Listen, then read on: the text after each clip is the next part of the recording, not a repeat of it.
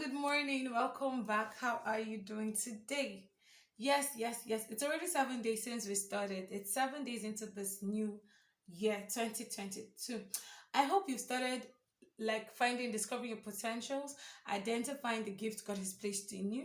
And for those who lost faith in themselves in previous years, I hope that you've started believing in yourself now. Yeah. So we're going to do a quick recap on the principles that we reviewed in the last 7 days before we start a new week. Yes. Somehow, I'm super excited. The year promises to be great and amazing, and I trust you're going to join me on this one. Yes. So the first point for review says God created everything with potential. Like I said in other videos, God created, there's nothing in this world that doesn't have potential. There's nobody. God created everyone, everything with potential. Nothing in life is instant. Yeah. Well, except for instant. Funny enough, instant noodles is not instant.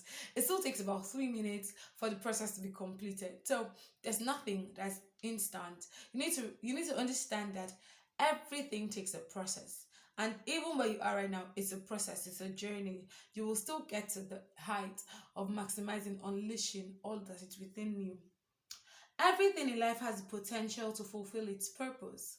So, your purpose, you have the potential, you have everything within you to fulfill that purpose. You are not without the ability to do that. Don't be satisfied with what you now are. Don't be satisfied with what you are now. So where you are now, even if you've achieved great things, it's just the starting point. There's so much more God has in store for you. You don't want to stay there. Like we said within the week, success is the greatest enemy of potential and purpose. You just think, oh, I have arrived, I'm there now, and hence what's there? But you don't want to be there. So it says, don't be satisfied with what you now are. Don't be satisfied where you are. Strive for more. Desire to do more, to achieve more.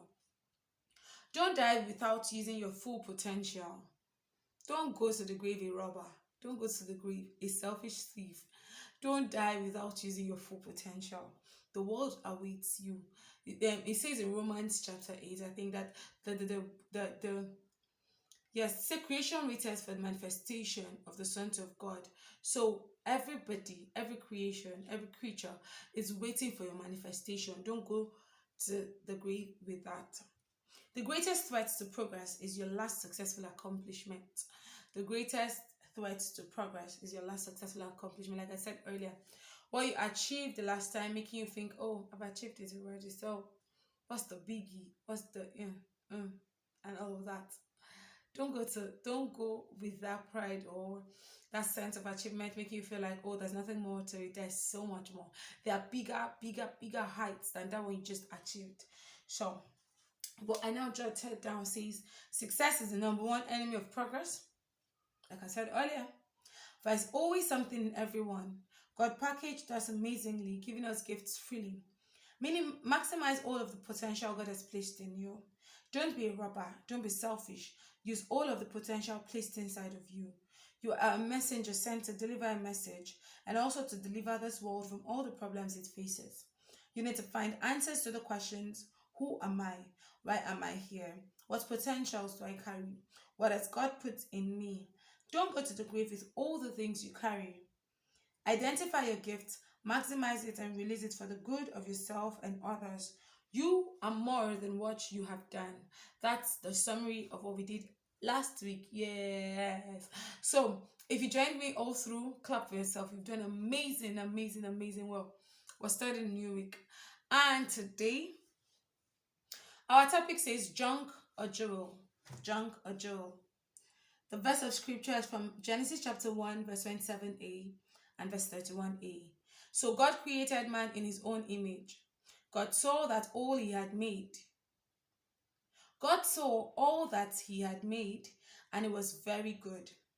So God created man in his own image. God saw all that he had made, and it was very good. Now, our devotional story today. It's a story. I want you to join me and enjoy the story and pick your lessons from it. The old sculptor made his way to his humble home outside the village center. On his way, he passed by the great white mansion of the plantation owner who, with his field workers, was felling one of the age old trees. The old sculptor suddenly stopped and called over the wall with a note of interest. What will you do with those discarded stumps of wood?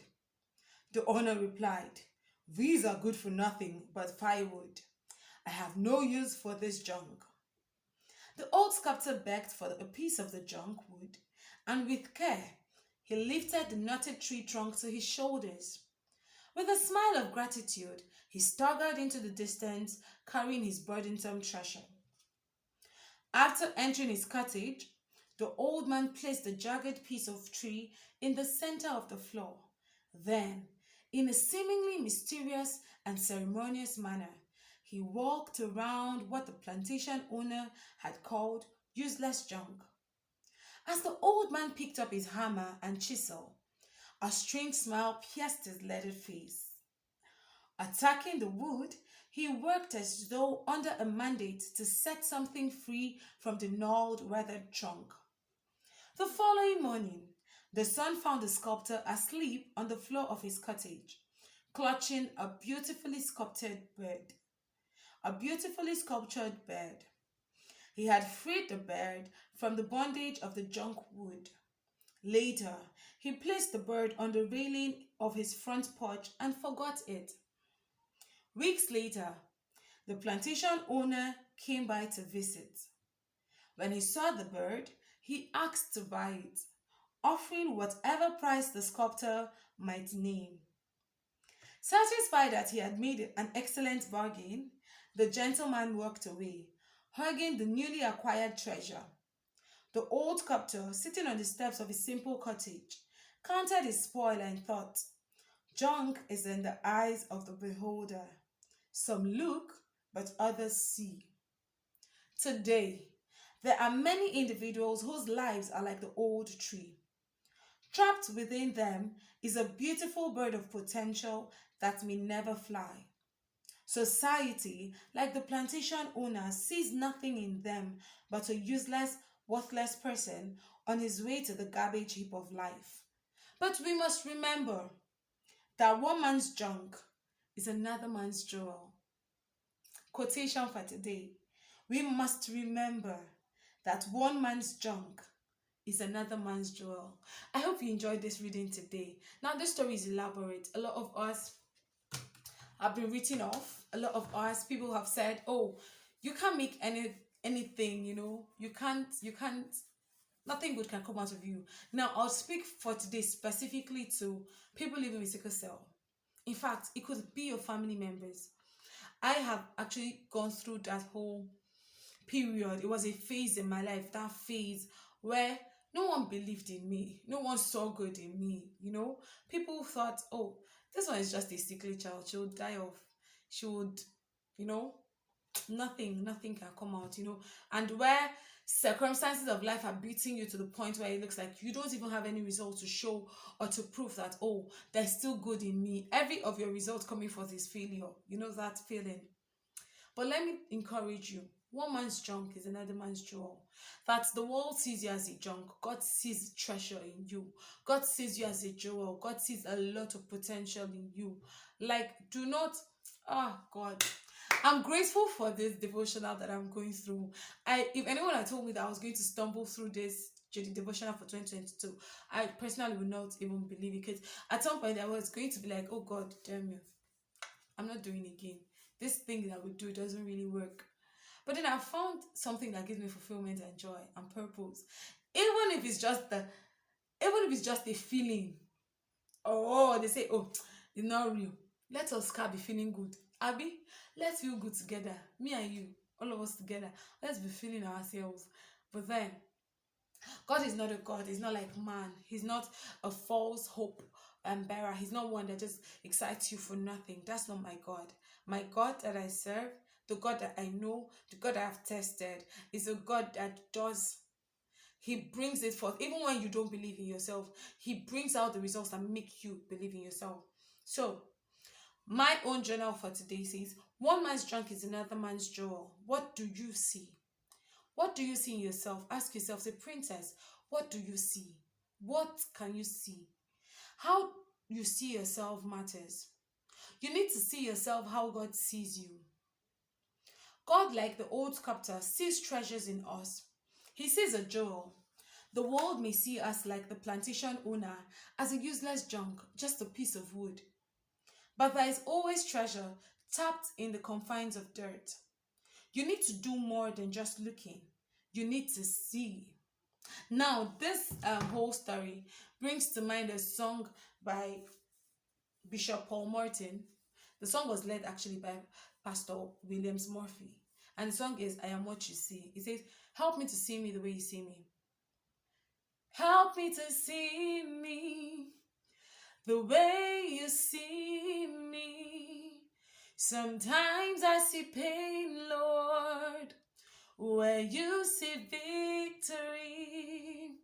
I see where I am, Lord. You see where I shall be.